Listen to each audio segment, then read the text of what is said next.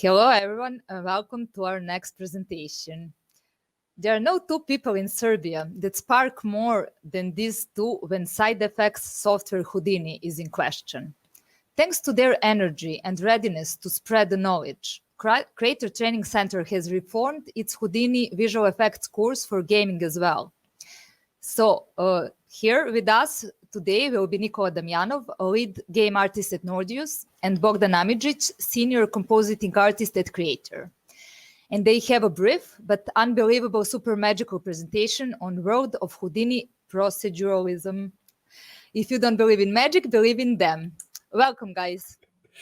Hello, welcome. It's awesome to be here. Thank you, Milena. Hello. Hi. Hi, so Johnny and Bore, you have 15 minutes to shine, after which all Houdini newly reformed artists, so newly Houdinians, will rush to Q&A lounge. I give you the floor. Thank you. Yeah, so I guess I'll go first today. So I think that the whole concept of this presentation is actually pretty cool.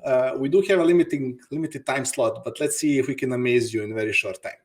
So by the draw of straws, I got to go first. So I'm going to start. And hopefully it's going to be like a blitzkrieg video of 5 minutes showcasing and me talking over it about my past experience in Houdini. I'm hoping that you are seeing the video so I can start talking about it. Basically, my whole experience or transition to Houdini was not that difficult because I was already doing a lot of procedural stuff with other tools. But my beginnings were usually just kind of abstract experiments like you can see here. It took me some time to get into DOPS and simulation, but even then I kind of kept it light, usually torturing this scan head guy. I think that we were all here in one place. It was really fun because it kind of allowed me to just touch up on many things. First cohesive project I worked on was the Nordius new brand reveal animation, which was kind of very big at the time for our internal event. And Houdini was perfect for this because since the concept of the animation was very kind of very, very fast-paced motion graphics, and the logo that we were actually redesigning at the time was being worked on until the last moment. But luckily, using Houdini and the power of proceduralism, I could just work and build all the scenes and just plug in the final version of the logo just before the rendering. And you can see also some of the breakdowns of the scenes here. After that, I had a desire to kind of level up my actual procedural modeling skills. So I used Houdini on many of the personal projects as well. I started kind of small with what you saw, this kind of procedural flower, learning SOPs and setting up proper parameters.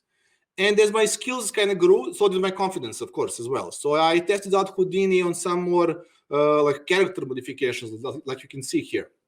The heads are actually scans, but I kind of wanted to see what I could build out of scans and maybe turning simulation into meshes and building a bit of a more kind of abstract approach to characters. And that eventually kind of led me with that confidence boost and skill boost to actually trying to build an entire actual environment in Houdini, which you will see here.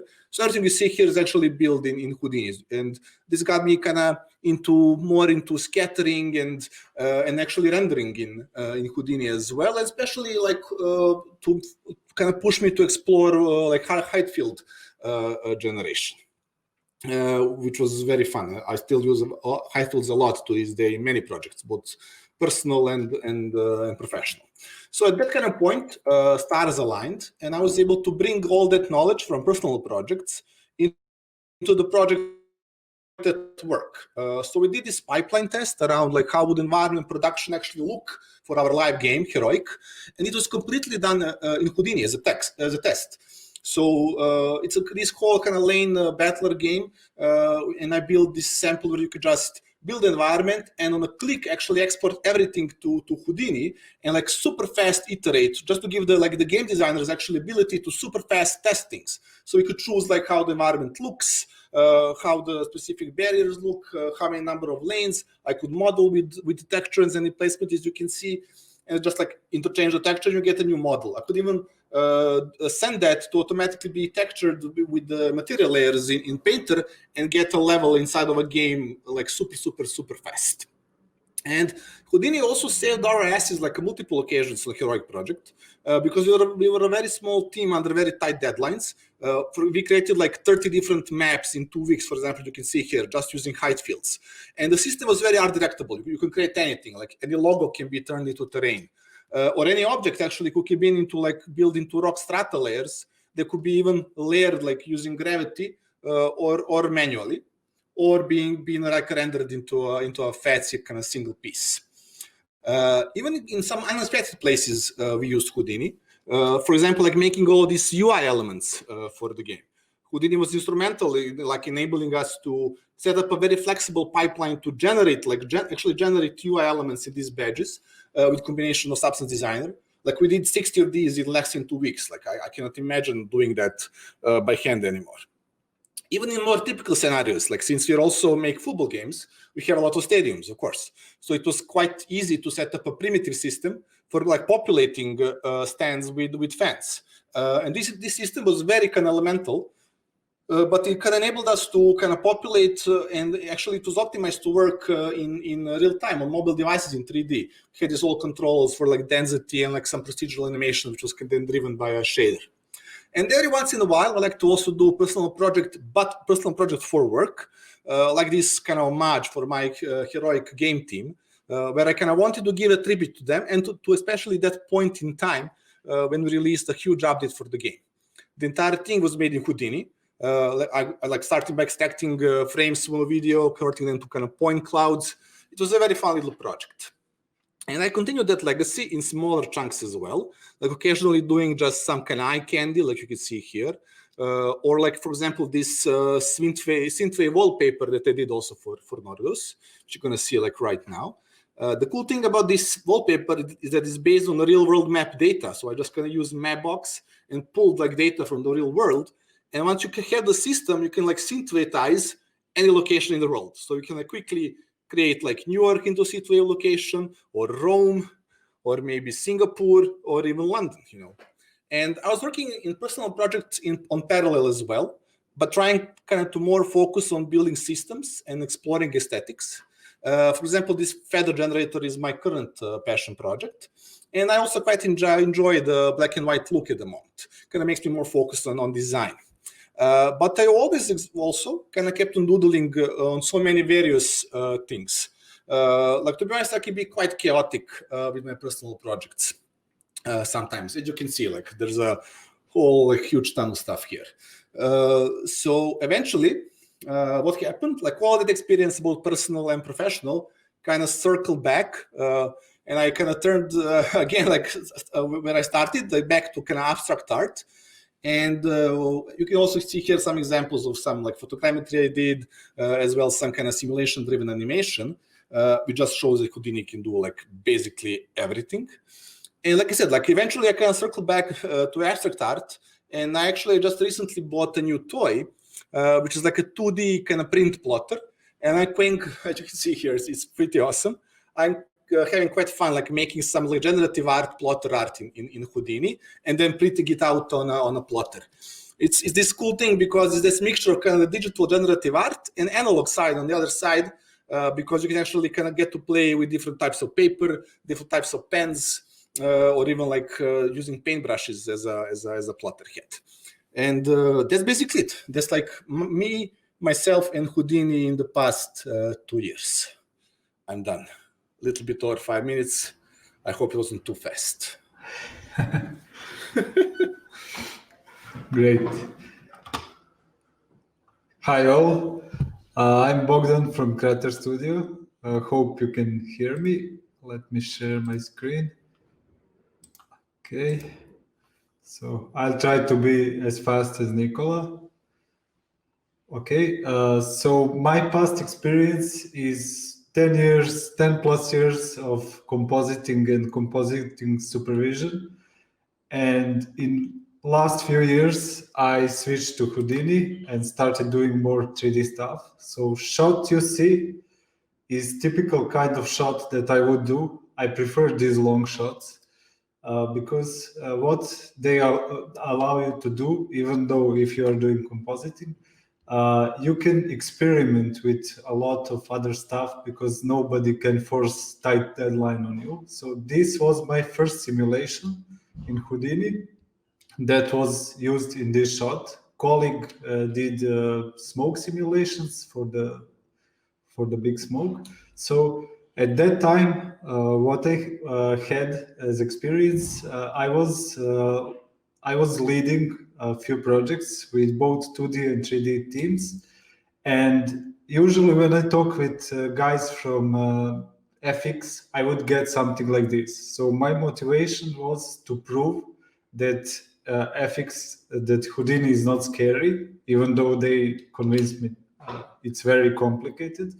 So I kind of accepted challenge, and I proved that it's really easy to create effects that are not like effects based, that are almost real time. So the stuff you can see here works almost real time. While here in this project, I did the whole arena for these projects and all the effects. So it was really good experience for me. I was junior again after 10 years of experience in industry. So for this arena, what I did is, as you can see now, I created kind of a digital asset for it. So basically, when I done first section, second and third section could be done with the same asset. So it was very procedural. So you can change parameters really fast. After that, we got this Apocalypse film. It's Chinese film in which we did 60 plus shots. So it was a really tight deadline. And we had to optimize our effects very much. So there was no way that we could do any complex simulations. So this rippling effect is a great example how you can do effects with really simple math functions. In this case, it's sine wave function. So any person that could animate a cube or a ball can control this effect, and it works almost real time. So client was really happy to get instant feedback on this, even though we had like 2 weeks of trying to create like nuclear formula for that. After that, this is the test that we did with the Ziva Dynamics, and we used Houdini for grooming. This was challenging because a colleague who did grooming never used Houdini before. And it was a time when Vellum physics came out, so we used it for the snow simulations of the bear. And as you can see here, we created procedural way how to add snow to a bear. So as bear moves, if his movement is high enough, some of the snow will fall out. After that, we did a couple of projects in which we did CG environments. So this icy river was done procedurally. So it's pretty normal stuff in Houdini. It's called Voronoi fracturing. So we used that to create these ice sheets and added a little bit of controls to control the depth and added a bunch of details. And this was for each of these pieces, it was running in parallel. So in a couple of hours, you can get all of these pieces with all the details ready for the rendering. This is another shot from that project. And we did like 20 of these. And this is one more recent project in which we did similar stuff as Nikola with height fields. We tried to find a way how to add details to the cliffs. So what we did is measured the slope on these cliffs. And this is the time when SideFX came out with procedural dependency graph, or PDG. So we used PDG to run these height field tiles on the render farm. because on each machine was doing like 1 hour of work. So we used many of them. So it's really that PDG thing is really good stuff that you can use to do massive environments and to do like level design. So as you can see, this is how these details look.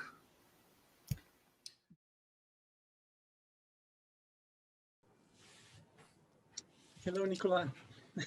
Hello. We are waiting for Bogdan. Yeah, I'm in no rush.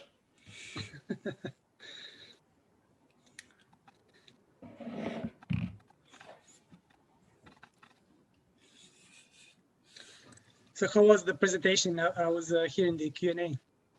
Oh, yeah, super fast, like lightning speed. Luckily, I can talk fast, but I don't know if people can understand me talking fast. That's the other end of the stick.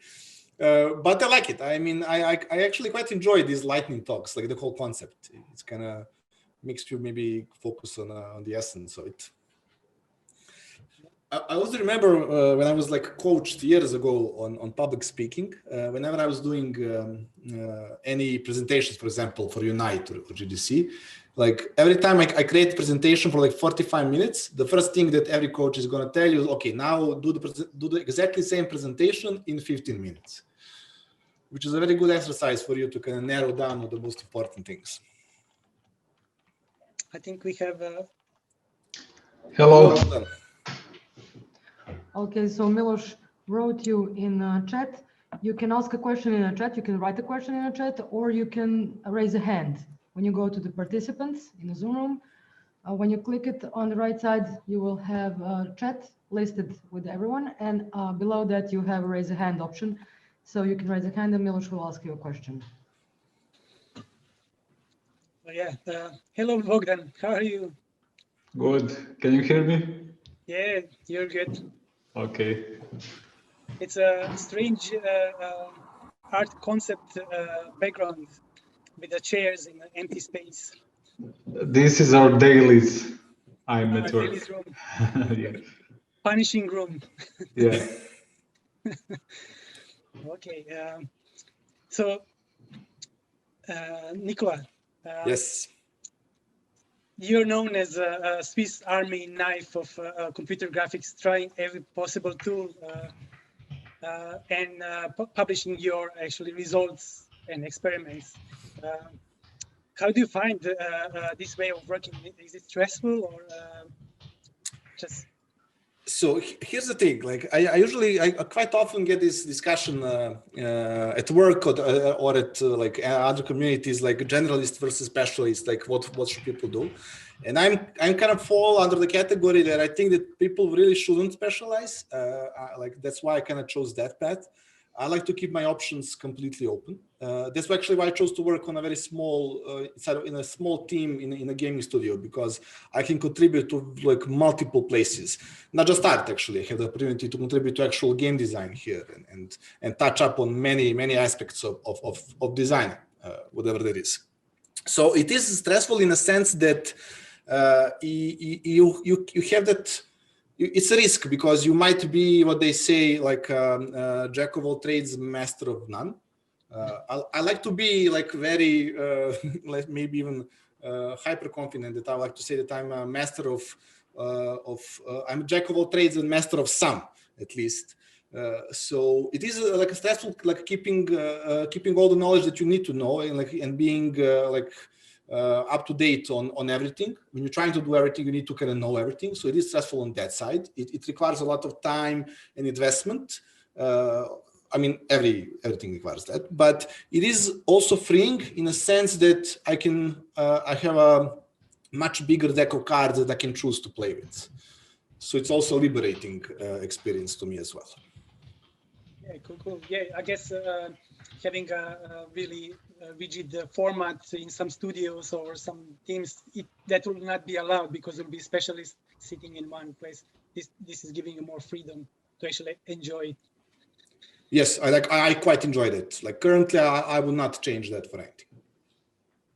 Yeah. I'll move to Bogdan. Hey, Bogdan. So you started as a Maya artist first, and then moved into compositing for many years, and supervising compositing. And what did make you go into the Houdini and exploring that, and how was that transition for you? As I said, I had to manage both compositing artists and effects team at that time, maybe 3 or 4 years ago. So my motivation was to better communicate with them. So I started learning Houdini in order to know my job better. And then I just realized it's not too scary. And at that time, I think Nikola was a participant also. We had like mini course from Andrew Lowell from Lost Boys School. So that was really great stuff. It was 1 week intensive Houdini course, and that one opened our eyes. Yeah, and now you're VFX supervisor. So do you actually do work in Houdini, or you're just supervising the team? Or right now I'm more like FXTD, so I do a lot of setups for the other artists and a lot of Python scripting, VEX, and this kind of stuff. So frankly, in like last year and a half, I didn't supervise like VFX supervision, so more TD stuff. Okay. How did Houdini actually help you to progress the team and progress because you recently moved into Houdini with the team like a year or 2 years ago. Before it was Maya. Yeah, so we are using right now we are using a lot of Houdini and Arnold for the rendering. So it helped us in a way these digital assets that I mentioned. It's really great way in which you can package all the stuff you want to be exposed to the artists and hide the stuff that you don't want them to break. So I think this is like the great strength of Houdini. And for example, for us, that bear project that I showed was really a great example how someone who doesn't know Houdini, the guy who was grooming a bear never used Houdini before. So he used only stuff from toolbar for grooming. So it was really like case study how it can be user friendly actually. And we didn't do anything custom on that. So yeah, cool. We have a question from Pinks. She's asking,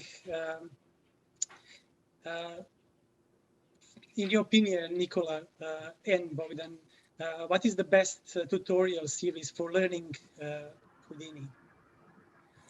So frankly, I started with the Entagmal ones. I think that they're like legends in the community space. I really love I like their approach because they take a topic and then they analyze it from like two deep segments, and you can really learn. And their tutorials are more on artistic side, like compared to maybe to like Rebel or Lost Boys, who are more on like VFX simulation side. So if you need like VFX simulation, I would say like Rebel effects and like Lost Boys. And if you need something more like along what like I don't know, modeling or procedural generation, then I would say maybe Entagma. But I have to say that Side Effects website has a fantastic list of tutorials. They have their own, plus they can aggregate all the other ones from the web. And there you can filter by category, by difficulty, which is really good. So I will probably even like start directly at the source. Cool. Bogdan, what can you suggest? And Tagma is pretty great. I would agree. Also, I was attending Rebel Way course on water effects from Igor Janic. So I highly recommend that if you want to do water effects. And also CG Circuit. I bought a couple of tutorials from them, and they are also really great. And of course, yeah, side effects site and even help. Houdini help is really great. It's very organized. For example, some of the Python documentation. I don't know any application that has such good organization of documentation. Cool. We have another question from Valero. Question for Bogdan, actually. Was Houdini your first 3D software? People say it's hard to learn Houdini without knowing other 3D packages like Maya, 3D Studio Max, etc. I used 3D Studio Max maybe 15 years ago. Then I switched to Maya. Actually, I used 3D Studio Max in MS-DOS, but I was in high school back then. And I switched to Maya, and then because of the job, I was mainly using Nuke. So I was using Maya for some of the stuff, but mainly Nuke. And then a couple of years ago, I started learning Houdini intensively. So from my experience, I did a test with one colleague that never used any other 3D application, but he was really good compositor. It was not so hard for him, and he had a little bit different logic than people who came out from 3D Studio Max or Maya, for example, because they have like things that are already hard and set up, while he's like a blank slate and he could learn faster some of the things. I guess Nuke, knowledge of Nuke helps actually having the transition a little bit easier. Actually, yes, because it's a mindset. So the way you do stuff in Nuke is one mindset that is pretty much the same in Houdini. It's just 3D. Yeah, Nikola, in your studio, actually, you wanted to say something. Sorry, I interrupted you. No, I just gave it thumbs up for the Bogdan's comment on help. Like Houdini's help is, yeah, I would agree, one of the best documented help on any DCC tool that I have used.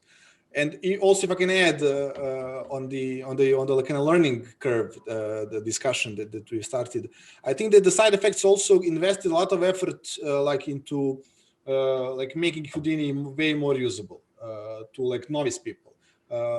You have a lot more chef tools which you can click and explore. You don't have to create your own like networks and ops from scratch. It's way easier now to start Houdini than ever before, and like more and more things are getting like pre-packaged into usable like super nodes and stuff like that. So I wouldn't also say that it's hard, but to each its own. The best way is to just try it, and you will see it's great and it's not that hard.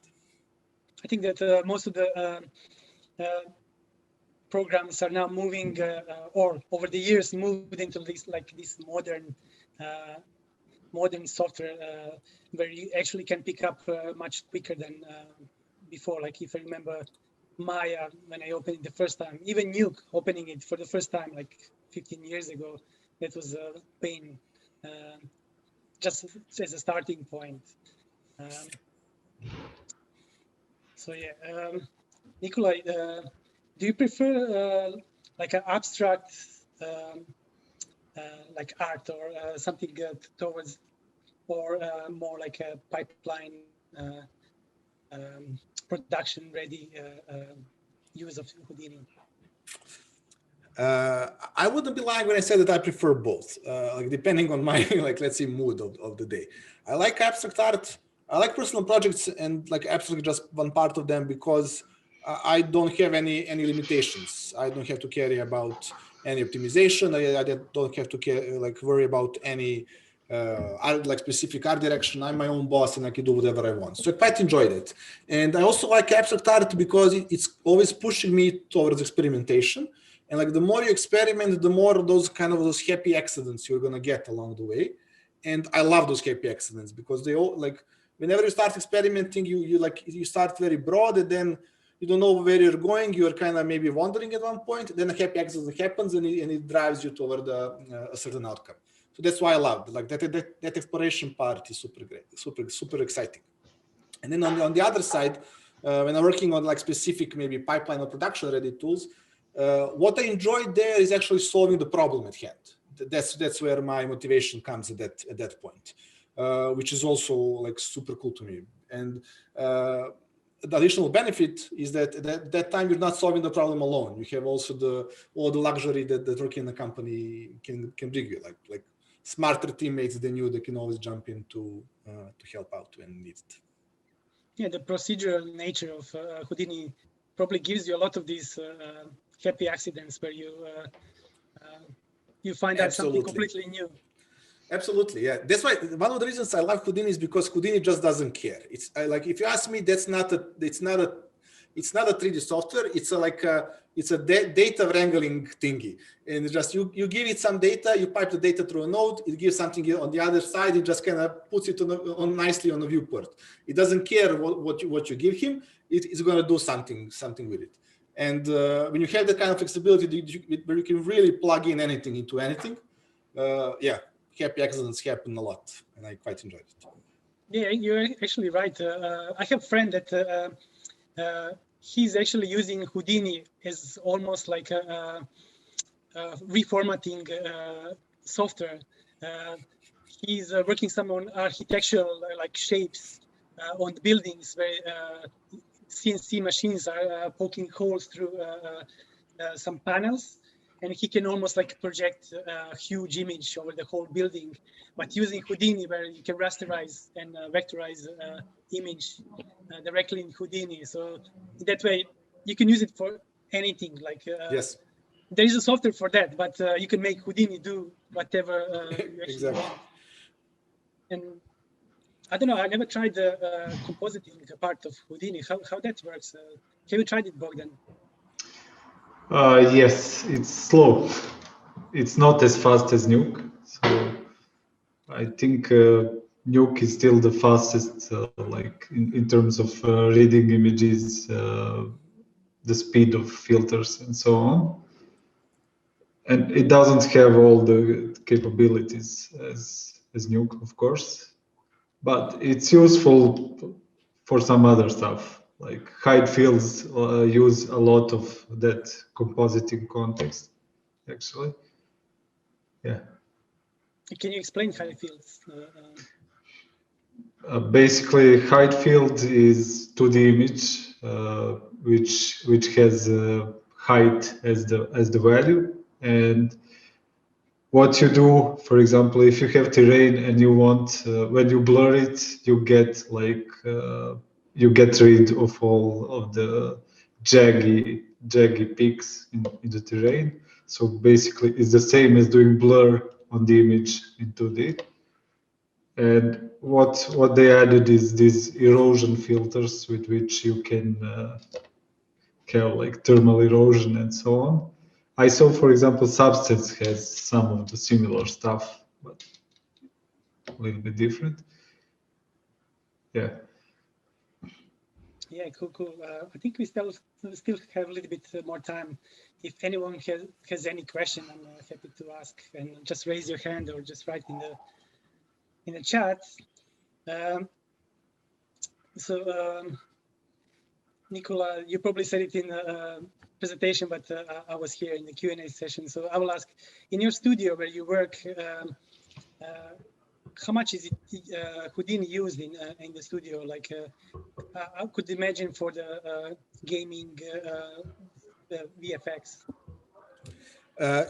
It's used, to be honest, not a lot, not as much as I would personally like to. It's because like we make mobile games which are not that content heavy as your typical AAA game. So our pipelines are not that complex, to be honest. But we don't use currently Houdini as overarching pipeline tool. But I'm trying to push it a lot to kind of fix those maybe like middleware problems. So whenever we have like a batch of things that we make, that we have to make for a certain release, then we see like what part of Houdini we can utilize. So currently it's more on a per feature basis than on a project level. But I think that like as industry, where the industry is going, like movie and gaming industry, as like the desire for content is getting like stronger and bigger and bigger. It's definitely gonna become the tool at one point. I think it's inevitable, and it's gonna be welcomed very, very much.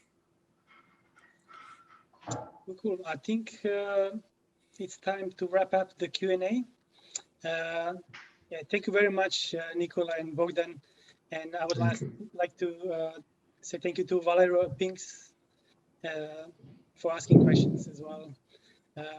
Thank you for today, and see you soon.